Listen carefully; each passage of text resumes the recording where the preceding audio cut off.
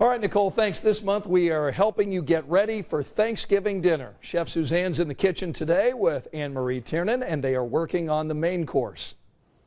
We're talking turkey today with Chef Suzanne. Not only the turkey, but also the stuffing for Thanksgiving. Right. And you brought some of the key ingredients, which I thought also was interesting.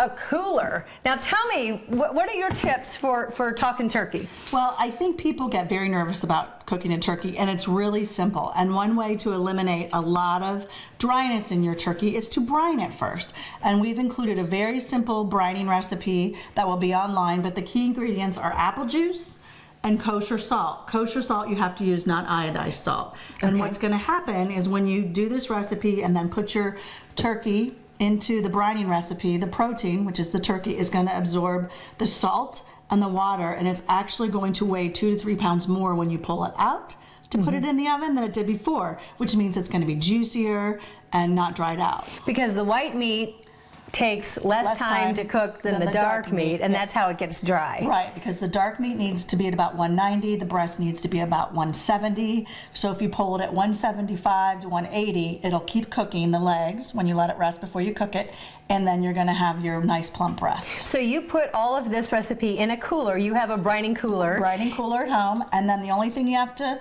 if you're going to do it more than 2 days in advance, you're going to keep dumping ice on it to keep that bird cold. Okay, all right. We don't want to use the sink, right? Kitchen sink. No. Don't use it. And then we keep that cooler just for brining. Okay, now let's talk about the stuffing, starting with the bread. You can use the pre-made mix that's in the store. That's a time saver. Yes, they're pre-seasoned and they're nice little cubes. Right, and you want to watch your salt that you're going to add because these are already pre-salted.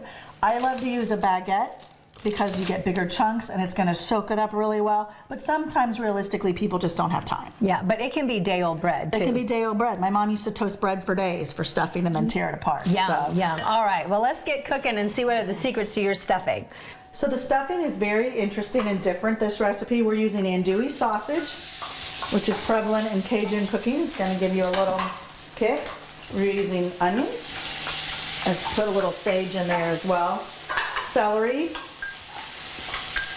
And then to counteract that little kick you're going to get for the andouille, I'm using apples. And you're really just going to stir these until they're soft, about 5 minutes. And then we're going to combine them in the breadcrumbs. Can I start putting it in? Yep. So now you pour that on top of your breadcrumbs. Right. And now we're going to add a beaten egg, that's going to give you a little bit of moisture. Okay. Now that is interesting. I do not put eggs at all in my recipe. It's for just one thing, it just adds to the richness. We're going to use milk.